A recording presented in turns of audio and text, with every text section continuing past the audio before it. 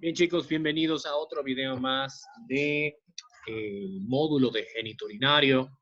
Y esta vez vamos a estar viendo algunos interesantes temas. En primer lugar, vamos a estar viendo algunos hallazgos importantes que podemos encontrar en los diferentes laboratorios y pruebas urinarias que van a ser bastante útiles al momento de hablar de algunas de las enfermedades.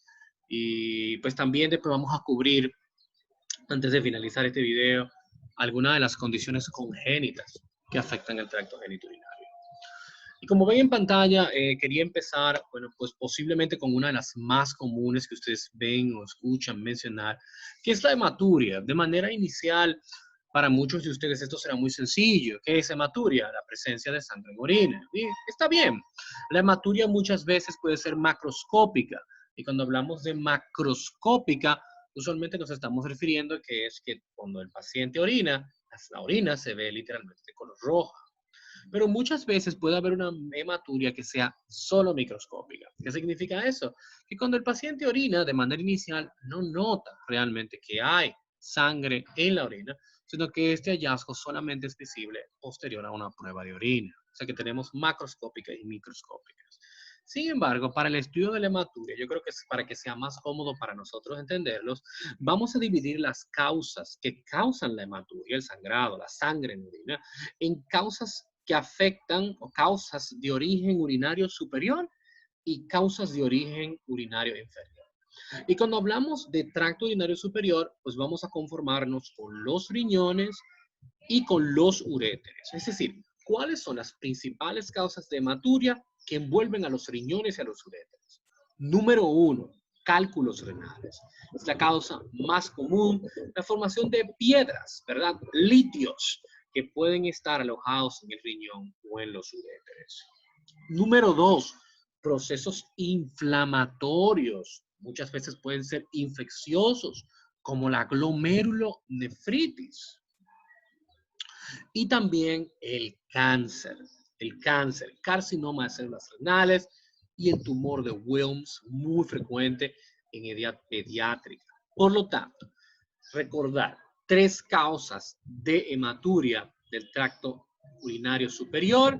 Primer lugar y más común, cálculos renales. Luego, glomerulonefritis. Y por último, neoplasias, carcinoma de células renales y tumor de Wilms. Vamos un poco más para abajo y vamos a ver cuáles son las causas que envuelven el tracto urinario inferior. Tenemos que el tracto urinario inferior va a incluir la vejiga, la uretra y la próstata. Y aquí, a diferencia de las piedras, lo más común van a ser etiologías infecciosas.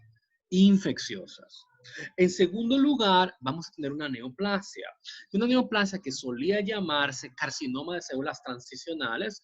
Básicamente estamos hablando de un cáncer en la vejiga.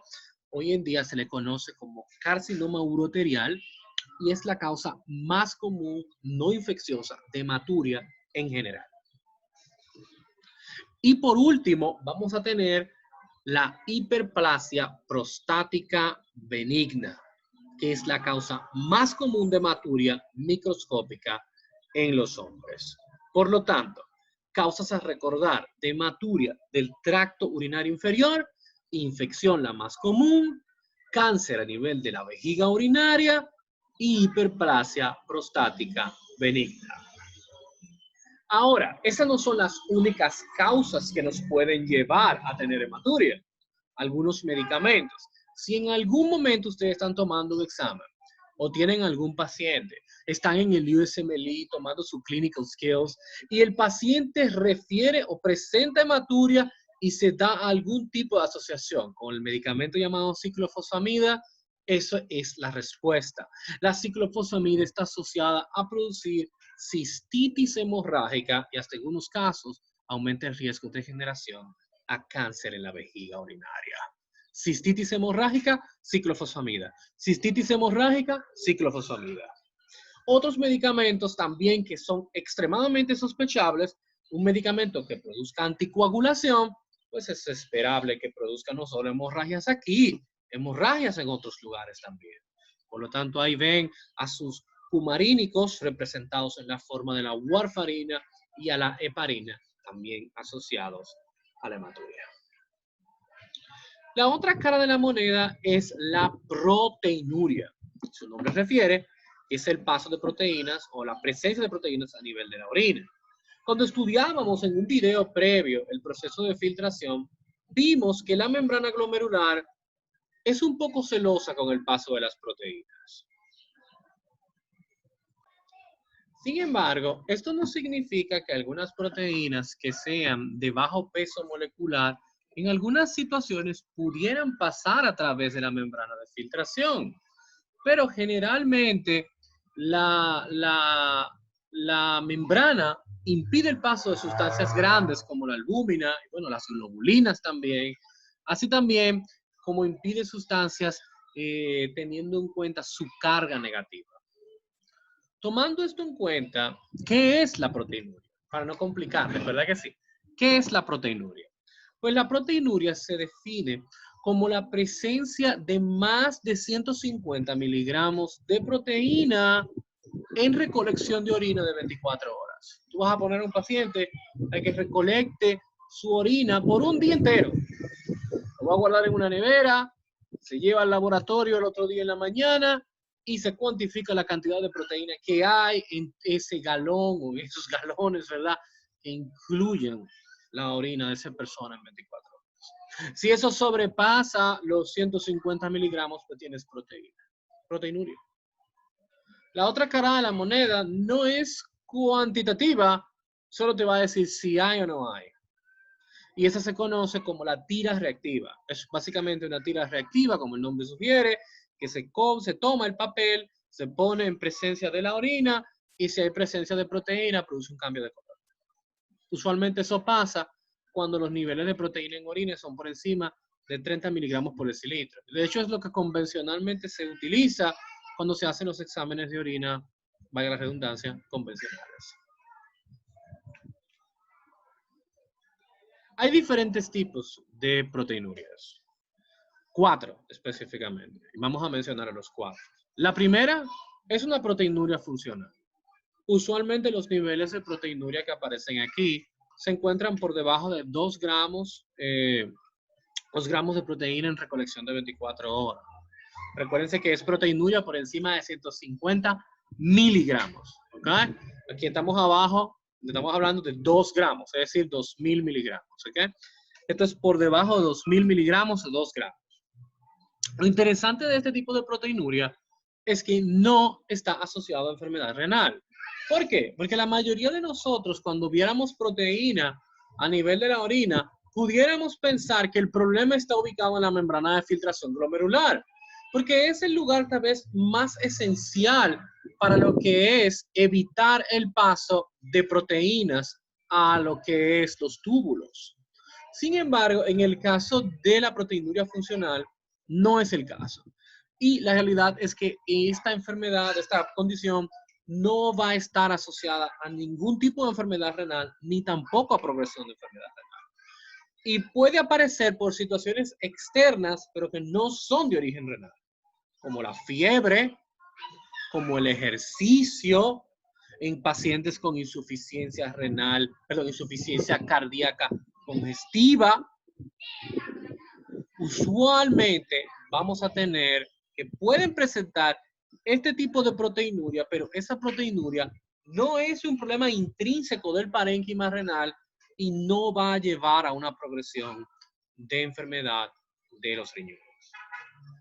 El otro tipo es por desbordamiento. Y como les había dicho, a pesar de que no mucha proteína se filtra por el glomérulo, algunas aminoácidos y algunas proteínas sí van a pasar. Usualmente son reabsorbidos en el túbulo contorneado proximal. En este caso de desbordamiento, lo que va a pasar es que por algún tipo de razón va a haber un exceso de producción de proteínas de bajo peso molecular, tienen que ser pequeñas para poder ser filtradas. Si son grandes, no va a estar. Va a haber un exceso de producción que desborda y como se filtra demasiado, no va a haber una capacidad de ser reabsorbida en el túbulo contorneado proximal. ¿Qué enfermedades ustedes conocen que pudieran crear una gran cantidad de proteínas pequeñitas? Muchas proteínas que pueden pasar la membrana de filtración glomerular, pero son tantas que las bombas de transporte a nivel del túbulo contorneado proximal no son suficientes para atraparlas a todas, como veíamos en el video que pasaba con los pacientes diabéticos y la hiperglicemia. El desbordamiento. Y nos menciona el mieloma múltiple, que produce una proteinuria por una proteína específica que se forma en este tumor que se llama Bence-Jones. También en el caso de hemoglobinuria, pacientes que tengan enfermedades que produzcan hemólisis intravascular, y aquí nos menciona una condición que se llama hemoglobinuria paroxística nocturna, pero pudieras también buscar otras causas de hemólisis intravascular también. En las causas glomerulares ya estamos hablando del riñón. Ya aquí el problema está en el glomérulo. ¿Y dónde del glomérulo? En la membrana de filtración. En las dos anteriores, desbordamiento era proteína de bajo peso. No había problema con la membrana glomerular. Y la anterior era funcional. No había un problema con el glomérulo tampoco. Usualmente las proteínas que estaban pasando aquí eran proteínas pequeñas. Y por eso podían pasar por una membrana de filtración glomerular sin que esta tuviera ningún defecto. En este tipo de proteinuria sí vamos a tener un problema, porque aquí va a aparecer en la orina proteínas grandes, como ¿quién? Como la albúmina. Y aquí sí hay una lesión a nivel del glomérulo. El nombre lo llama glomerular. Y vamos a dividir la proteinuria de esta familia glomerular de dos sabores: síndrome nefrítico y síndrome nefrótico. Suenan muy similares. Solo es una vocal, ¿verdad? De diferencia. Pero es importante que tengan esa diferencia porque no es lo mismo. El síndrome nefrítico es cuando hay una presencia de proteínas por encima de 150 miligramos, pero menor de 3.5 gramos en recolección de orina de 24 horas. Y el síndrome nefrótico es más severo. Es justo después de ahí. Ya cuando hay una presencia mayor de 3.5 gramos de proteína en orina de 24 horas. ¿Y cuáles son las causas? Daño a la membrana basal glomerular. ¿Ya? Si se dañó la membrana basal glomerular, no va a haber ningún tipo de selectividad. Toda proteína va a poder pasar sin importar su carga, sin importar su tamaño. Todo el mundo va a poder pasar, hasta los glóbulos rojos pasan. Vimos que el mismo daño de esta membrana estaba asociado ¿a qué? A glomerulonefritis, a hematuria por glomerulonefritis. Esa misma glomerulonefritis que puede dañar la membrana glomerular y producir que un glóbulo rojo gigantesco pueda pasar por la orina, es la misma glomerulonefritis que puede dañar la membrana basal para que pueda pasar la albúmina también, que es más pequeña que un glóbulo rojo. Aquí la proteinuria no va a ser selectiva, vas a perder albúmina, vas a perder globulina, vas a perder lo que quieras. La glomerulonefritis. En este caso menciona la post-estreptocócica. La pérdida de la carga negativa de la membrana basal glomerular. Aquí la proteinuria es usualmente selectiva. Solo se va a perder albúmina, no se van a perder globulinas, porque no es un daño per se estructural, es un daño en lo que es la carga eléctrica. Esto ocurre en una enfermedad que vamos a ver en otro video, si mi mente no me falla, que se llama enfermedad de cambios mínimos o nefrosis lipoidea. La otra cara de la moneda y la última forma de proteinuria que vamos a estar hablando es la tubular. Y se define como una pérdida de proteína que es menor de 2 gramos en recolección de orina de 24 horas y usualmente se debe a un problema de reabsorción. Es muy similar a la que vimos ahorita por desbordamiento, donde el problema era en la filtración. Aquí el problema es en la reabsorción. Recuérdense que todo aminoácido que se filtre, toda proteína que se filtre, debe ser reabsorbido en el túbulo contorneado proximal. Por lo tanto, en algunas condiciones que se puede alterar la capacidad reabsortiva a nivel de los túbulos, especialmente en el proximal, vamos a tener este tipo de proteinuria. ¿Cuáles son algunas de las causas que lo producen? Envenenamiento por metales pesados como el plomo y el mercurio. una enfermedad conocida como síndrome de Fanconi, donde vas a tener incapacidad de reabsorber no solo los aminoácidos, sino también la glucosa, el ácido úrico, el fosfato y el bicarbonato. Y también la enfermedad de Hartnup, donde vas a tener problemas para reabsorber aminoácidos neutros como el triptófano, no solo a nivel de los riñones, pero también a nivel gastrointestinal. 4 sabores de proteinuria. Funcional, no indica daño glomerular ni progresión de enfermedad renal ninguna. Número 2, desbordamiento. Usualmente hay una mayor producción de proteínas de bajo peso molecular, por lo que hay un exceso de filtración y sobrepasa la capacidad de reabsorber. El problema no es en los túbulos en la reabsorción, el problema es que se está filtrando demasiado, como pasa en las hemólisis intravasculares, como pasa en el mieloma múltiple. Pero también podemos tener un defecto tubular, donde el problema no sea que se esté filtrando mucho, sino que la reabsorción está dañada, como pasa en intoxicación de algunos metales pesados, en el síndrome de Fanconi y en la enfermedad de Hartnup. O el problema tal vez es en la misma membrana del glomérulo, una proteinuria glomerular, donde el daño va a ser en esa membrana y todo el mundo va a poder pasar sin ningún tipo de regulación. Oliguria es un término también muy utilizado, se llama orinar poco. Oliguria, orinar poco. Y se define como una producción de orina menor de 400 mililitros al día o menos de 20 mililitros por hora. Las principales causas de oliguria incluyen la azotemia prerrenal, que es la más común, la glomerulonefritis aguda, la necrosis tubular aguda, que es la azotemia renal, y la azotemia postrenal. Ustedes estarán pensando, azotemia, ¿qué es eso? ¿Verdad que sí? Azotemia, eso significa la presencia de azoados en la sangre. Los azoados es el nombre que se le da a los productos de desecho del metabolismo del nitrógeno, como son la urea, la creatinina. Y cuando estas sustancias se encuentran elevadas en la sangre, usualmente indican que el lugar por el cual ellas son metabolizadas y sacadas del cuerpo tiene un problema. ¿Y cuál es ese lugar? Los riñones. Si ellas están elevadas en la sangre, los riñones están haciendo su trabajo. Y hay 3 sabores de problemas. O el problema está antes del riñón, o el problema está en el riñón, o el problema está después del riñón. ¿Cómo funciona eso? Si, por ejemplo, yo tengo un paciente que tiene una hemorragia y está perdiendo mucha sangre, y la cantidad de sangre que llega al glomérulo, porque hay menos volumen, porque se está perdiendo, es menor, eso va a llevar a que se acumulen los azoados porque le está llegando poca sangre al riñón prerrenal. Ahora bien, si el problema es intrínseco del riñón, un daño dentro del riñón, donde hay problemas en la filtración, en el parénquima renal, perdón, esa es una causa renal.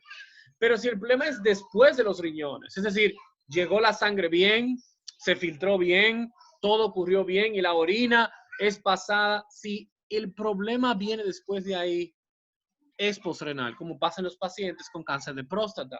El tumor puede causar obstrucción de la uretra, la orina no puede descender, eso crea un estancamiento y todo ese estancamiento altera la función renal eventualmente. Y eso va a llevar a una azotemia postrenal. Prerrenal, antes de, como en hemorragias.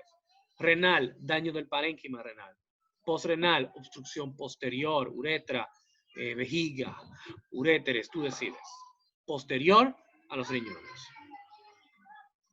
Las pruebas de laboratorio que se usan comúnmente para diferenciar los diferentes tipos de oliguria son, número 1, osmolaridad urinaria. Número 2, excreción fraccional de sodio. Número 3, sodio urinario aleatorio y la relación de los desechos nitrogenados, BUN, que es el nitrógeno ureico, y la creatinina en la sangre. La relación de ellos dos. Estas pruebas evalúan la función tubular. Por ejemplo, una osmolaridad urinaria que sea mayor de 500 millomoles por kilo indica una capacidad de concentración y función tubular intacta, mientras que si esa osmolaridad urinaria está por debajo de 350 miliosmoles por kilo, indica que la capacidad de concentrar a nivel tubular está alterada y hay una disfunción en los túbulos. Ahora bien, ¿qué significa eso de excreción fraccional de sodio? Esto representa la cantidad de sodio que se excretaba en la orina dividida con la cantidad de sodio que es filtrada por los riñones. No es lo mismo lo que se filtra que lo que va a aparecer al final en la orina, por razones que hemos visto en los videos de fisiología. El cálculo es el siguiente. El cálculo es el siguiente, ¿verdad? Aquí vamos a tener que la fracción excretada, ¿verdad? De sodio, vamos a tener que se calcula de la siguiente forma. Vamos a multiplicar el sodio urinario por la creatinina plasmática y también vamos a multiplicar el sodio plasmático, es decir, que vamos a tener que tomar muestra de electrolitos en sangre por la creatinina urinaria. Una vez tengamos esa multiplicación, esos dos totales, lo vamos a dividir y el cociente de esa división, ¿verdad? Lo vamos a multiplicar por 100 para tener un por ciento. Si ese por ciento es mayor de 2%, va a indicar disfunción tubular y es altamente predictivo de necrosis tubular aguda como la causa de la oliguria. Ahora, un sodio urinario aleatorio menor, aleatorio porque puede ser en cualquier momento del día, un sodio urinario aleatorio menor de 20 miliequivalentes por litro indica que tu función tubular está buenísima, pero si está por encima de 40 miliequivalentes por litro, indica que hay disfunción de los túbulos. Una relación de los desechos nitrogenados, el BUN y la creatinina. BUN significa Blood Urea Nitrogen o el nitrógeno, ¿verdad? Ureico en la sangre. Cuando la relación es mayor de 15, indica que los túbulos están normales, pero cuando la relación es menor de 15, que habla de disfunción tubular. En la azotemia prerrenal y en la glomerulonefritis aguda se va a preservar la función tubular. Para poder distinguir entre la prerrenal y la glomerulonefritis, el examen de orina convencional es muy útil. ¿Por qué? Porque en la prerrenal no va a haber hematuria, porque en la prerrenal no va a haber presencia de cilindros hemáticos, no va a haber presencia de glóbulos rojos en la glomerulonefritis. Recuerden que la prerrenal, el problema es antes de, no es en el riñón. En la glomerulonefritis el problema es en el riñón. La necrosis tubular aguda y la azotemia postrenal de larga evolución, de larga data, como en el cáncer de próstata de mucho tiempo, van a llevar a disfunción tubular. La azotemia postrenal de corta duración tiene una función tubular normal con hallazgos de laboratorios muy similares a la prerrenal. Es decir, que la postrenal va a presentarse con disfunción tubular con el tiempo. Por eso ahorita le decía, eventualmente, con el tiempo, va a llevar a azotemia postrenal. Para distinguir una necrosis tubular aguda de una azotemia postrenal, evidentemente de larga data, como la causa de la disfunción tubular y oliguria, el sedimento urinario es más útil. La necrosis tubular aguda, el sedimento tiene cilindros de células tubulares renales pigmentadas, pero en la azotemia postrenal el problema no va a estar ahí. Suele ser normal. ¿Por qué? Porque el problema no está en los túbulos, está después del riñón. Aquí en esta tabla que ven aquí, les dejo resumido este desastre que hemos estado hablando. Ustedes van a poder ver las características de la azotemia prerrenal, de la nefrítica, ¿verdad? De la causa glomerulonefrítica, de la necrosis tubular aguda y de la azotemia postrenal de tiempo prolongado. Van a ver las características de la fracción excretada de sodio, el porciento, ¿verdad? Van a tener la relación de los desechos del nitrógeno, van a tener el sodio urinario, van a tener la osmolaridad urinaria y van a tener las pruebas o los datos que pueden aparecer para diferenciar una de la otra en el examen de orina convencional. O sea que todo lo que dijimos ahora, lo tienen resumido en este cuadrito, ¿verdad que sí? Como les gusta a los profesores, en este cuadrito. Ahí tienen el cuadrito. Ahora pasando a las enfermedades congénitas del sistema urinario. Primero vamos a tener extrofia. Se define como la insuficiencia de desarrollo de la pared abdominal anterior y la vejiga urinaria. Básicamente, si ustedes ya vieron que hay una insuficiencia de desarrollo de la pared abdominal anterior, hay otra enfermedad que ustedes aprendieron de eso en embriología. Se llama gastrosquisis, donde los intestinos quedan afuera expuestos porque no cierra la pared abdominal anterior. Que es lo mismo, pero no con los intestinos, con la vejiga. Es decir, que la vejiga va a quedar expuesta hacia afuera, fuera del cuerpo. Afuera, tiene la vejiga afuera. A menudo está asociada con otras condiciones que se llaman epispadia, que es una apertura anormal en la superficie oral del pene. Entre las complicaciones vamos a llevar que la inflamación predispone a metaplasia glandular de la mucosa de la vejiga urinaria. Por lo tanto, chicos, metaplasia, degeneración al cáncer. ¿Verdad que sí? Adenocarcinoma de vejiga urinaria.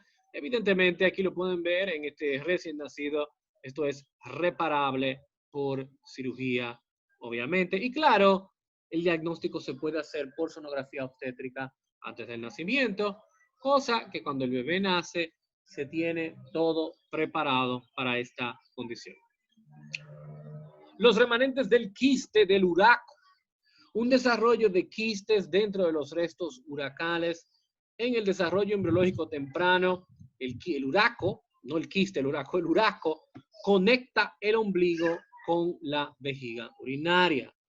Por lo general, la alantoides embrionaria, que forma parte del saco vitelino, se borra para formar el uraco fibroso que conecta la punta de la vejiga con el ombligo. Es decir, no se asusten. Hubo un breve momento, hay muchas cosas raras en embriología. Por gran parte del proceso embriológico, la pared abdominal anterior estaba abierta y conectada con la vesícula vitelina. Bueno, no por gran parte, pero por parte del desarrollo embriológico. Y en muchos momentos hay muchas cosas que son diferentes, pero esto es algo interesante. Esto básicamente está diciendo que el ombligo y la vejiga, por el remanente del alantoides, que forma parte del Yolk sac de la vesícula vitelina, conectaba con el ombligo normalmente. Y esto era llamado ligamento umbilical mediano en los adultos. Ese remanente del uraco fibroso se queda llamándose en todos nosotros ligamento umbilical mediano. Sin embargo, se supone que en algún momento se debe borrar, se debe cerrar, no debe quedar patente, no debe quedar permeable.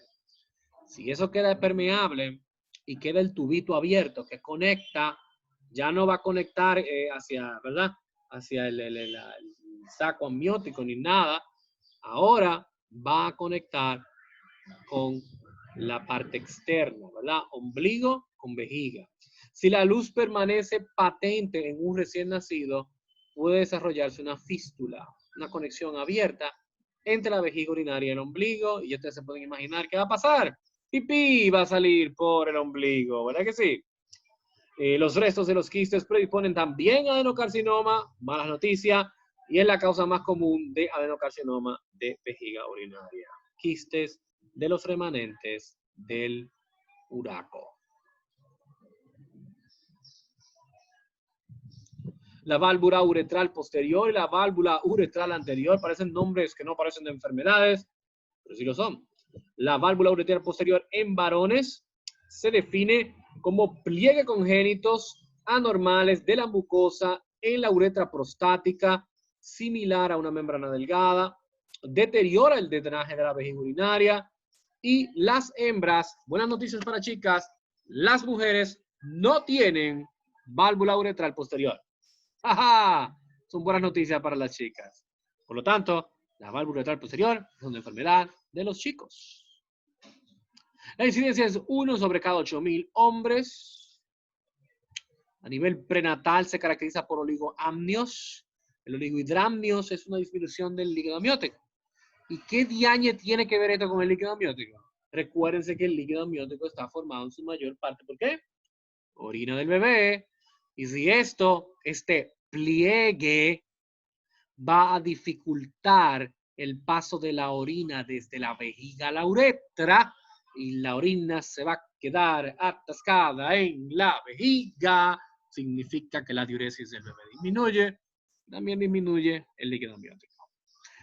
¿Qué va a demostrar la sonografía? Bueno, ¿dónde está la orina atrapada? Bueno, está atrapada más atrás. Vejiga, uretres, riñones que se van a ver llenos de líquido. Hidronefrosis, a menudo es el primer signo. ¿Y qué más? Ascitis, edema a nivel del abdomen. Está hinchado el abdomen. Recuérdense, la filtración de orina secundaria en aumento de la presión intraluminal, ya que la buñía uretra y sus pliegues no dejan que pase la orina hacia abajo. No es una perforación, no fue que se explotó nada ahí adentro, sino que la sangre está devolviéndose. En el recién nacido no va a orinar, micción tardía, va a haber pérdida de la orina, la vejiga va a estar distendida, los riñones van a estar edematizados, llenos de líquidos. Lo mismo que en el bebé antes de nacer, luego de nacer, lo mismo. En los niños mayores, incontinencia urinaria, disuria, infecciones urinarias por el reflujo y hematuria macroscópica y microscópica. 50% del reflujo vesicoureteral en niños va a ser por este problema y tiene el potencial de llevar a insuficiencia renal postrenal o azotemia postrenal. Se puede diagnosticar con cisteurografía miccional. Como pueden ver aquí, en este paciente que se va a observar la vejiga hipertónica con pseudodivertículos y una uretra posterior dilatada con una válvula uretral, ¿verdad? Que va a estar básicamente bloqueando el flujo de la orina. La válvula, perdón, aquí. Y aquí también tenemos, bueno, pues otra de las mismas donde se puede ver, yo creo que está más clara el pliegue, ¿verdad? Y el impedimento del paso de la orina. La otra cara de la moneda es la válvula uretral anterior, que no es tanto una válvula, sino un divertículo. Le llaman válvula, pero es un divertículo. Es un divertículo uretral anterior. El labio distal del divertículo se llena durante la micción, lo que provoca compresión de la uretra distal. Todos ocurren en la uretra bulbosa y el mecanismo de la válvula generalmente está formado por un divertículo asociado. El divertículo puede surgir de la formación incompleta del cuerpo esponjoso ventral, una duplicación uretral incompleta o una dilatación quística congénita de una glándula periuretral.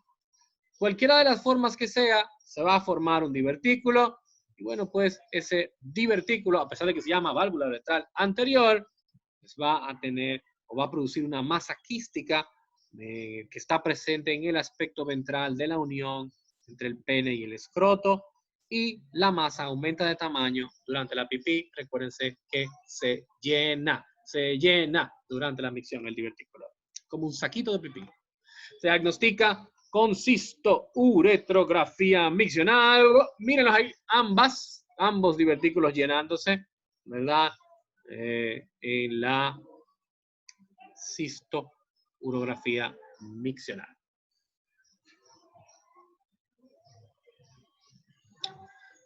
Bueno, esto pudiera ser algo chulo, ¿verdad? Tener dos uréteres saliendo del riñón, ¿verdad que sí? ¡Wow! Vamos a ver qué significa esto. El uréter es duplicado, sistema colector duplex. Nombre. Yo tengo un sistema colector duplex.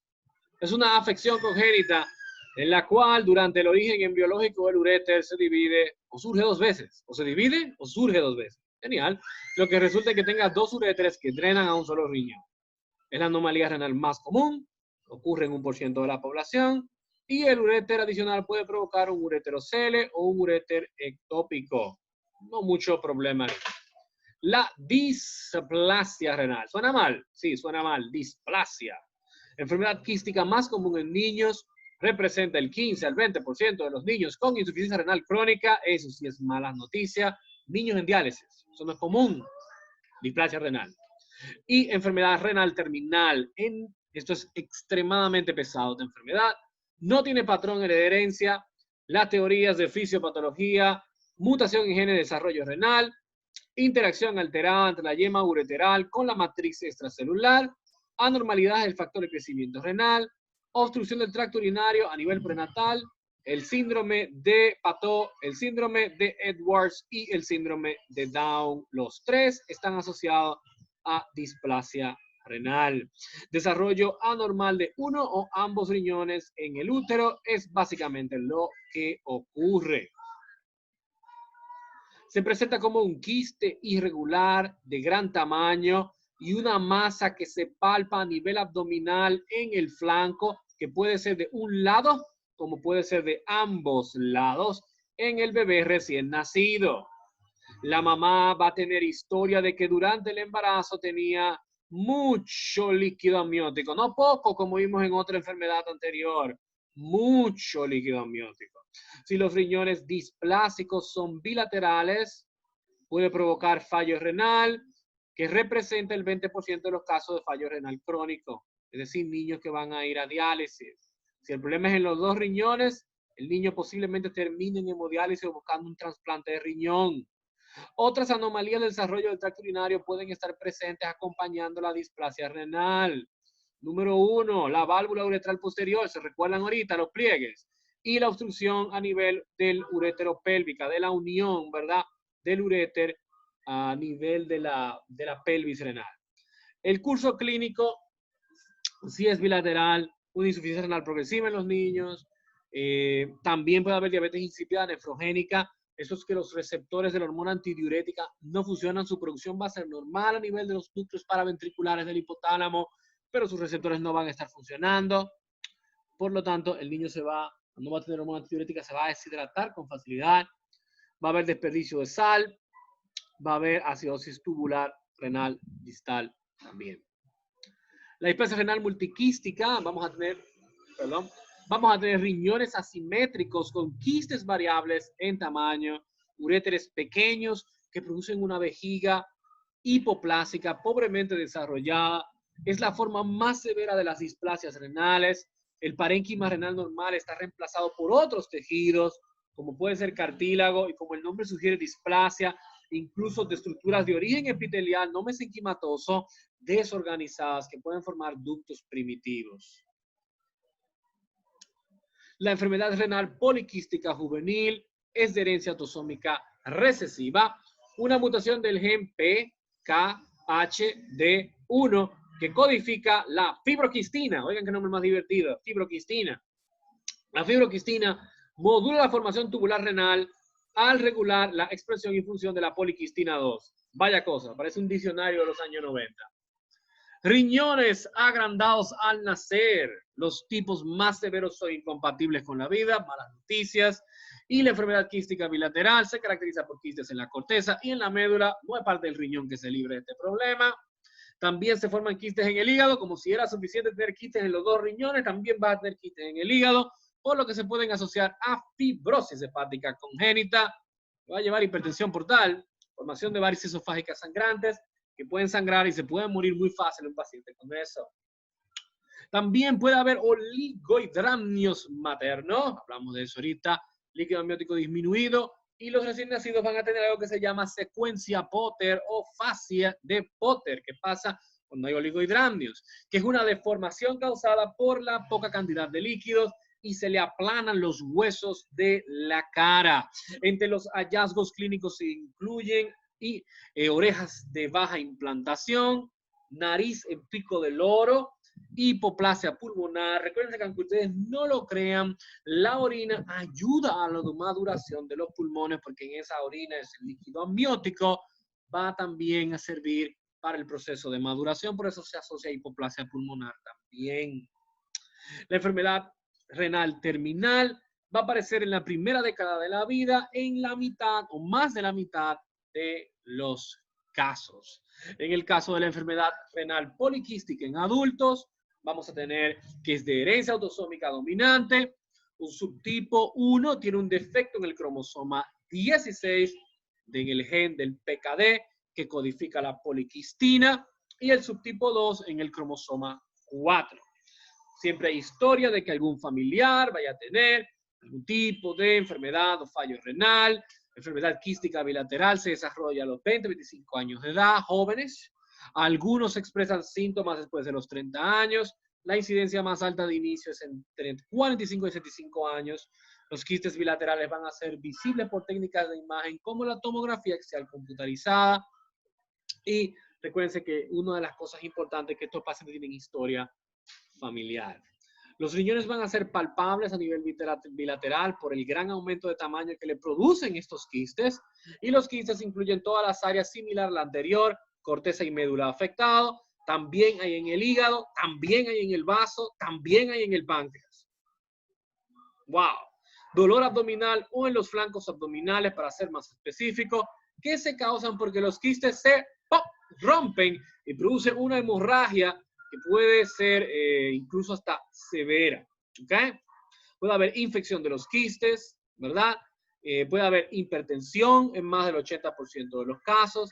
Se asocia a neurismas de valla a nivel de lo que es el área cerebral, por lo que está asociado a accidentes cerebrovasculares isquémicos, infartos cerebrales en 5 a 10%, y también a hemorragias intracraneales.